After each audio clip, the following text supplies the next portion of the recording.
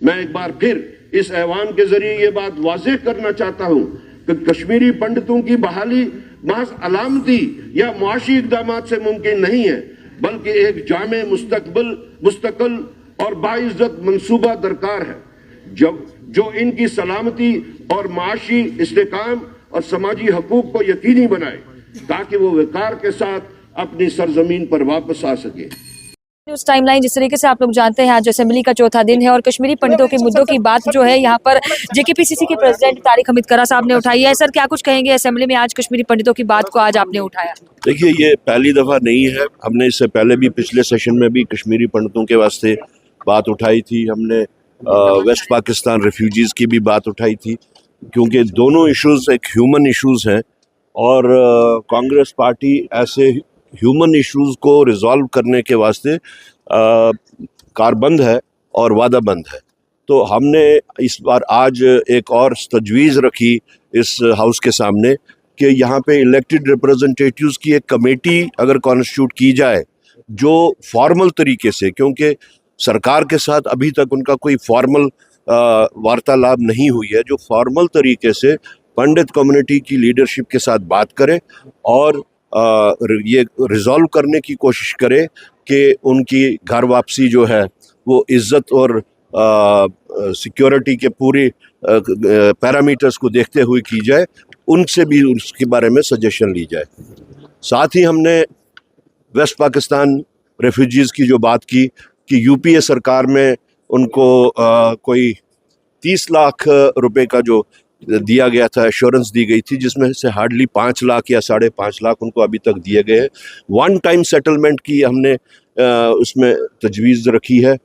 कि उनके साथ भी बातचीत करके एक बोर्ड बनाया जाए और वो बोर्ड डिटरमाइन करे कि वो इसका कोर्स ऑफ एक्शन क्या रहेगा, जिसमें हमने कहा है कि वन टाइम फाइनेंशियल सेटलमेंट और ज़मीनों का जो है वन टाइम उनको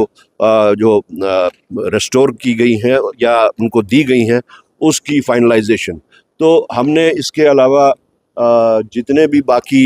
इश्यूज़ यहाँ से जम्मू के रिलेटेड थे, जैसे कि जो कॉलेज के ऊपर जो हुआ, तो हमारे हिसाब से तो मेरे ख्याल में पूरे मुल्क में आज तक ऐसा कभी नहीं हुआ होगा, कहीं नहीं हुआ होगा कि आप लोग कॉलेज को क्लोज़ करने के वास्ते आप खुशियां मना रहे हो, ताड़ियां बजा रहे हो। तो इसी तरह हमने, जहां तक लॉ यूनिवर्सिटी की बात है, तो हमने कांग्रेस की तरफ से यही कहा कि Congress would be more than happy अगर दोनों डिविजन्स में लॉ कॉलेज दिया जाए। अगर चेके अभी कहाँ पे फाइनलाइज हुआ है वो तो हम नहीं कह सकते, लेकिन अगर कश्मीर डिवीज़न में दिया गया है तो इसी तरह से जम्मू डिवीज़न का भी किया जाए, ताकि इक्विटेबल एक डेवलपमेंट का एक खाका सामने आए। और हमने ज़ोर दे के ये बात कही कि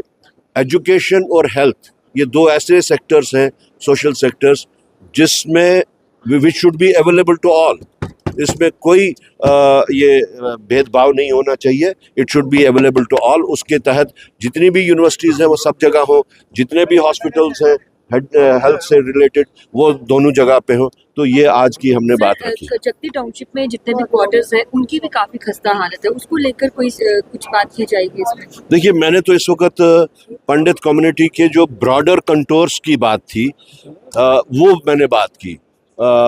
हम कोशिश करेंगे कि बजट सेशन में उसको भी हम उजागर करें, लेकिन आज हमने जो प्रिंसिपली जो बात कहनी चाहिए थी वो बात रखी एक ब्रॉडर कंटोर्स पे। शुरू से बातचीत करने के लिए इस समय हमारे साथ जेकेपीसीसी के प्रेसिडेंट तारिक हमीद करा साहब मौजूद थे, जिन्होंने जो है असेंबली में कश्मीरी पंडितों को लेकर बात उठाई और आशा की जा रही है कि एक कमेटी बनाई जाएगी और एक अच्छा रोड मैप बनाया जाएगा और बाइज्जत कश्मीरी विस्थापित कश्मीरी पंडितों को जो है सेफ्टी और सिक्योरिटी के साथ जो है घाटी में उनके घरों में उनको जो है वापस भेजा जाएगा।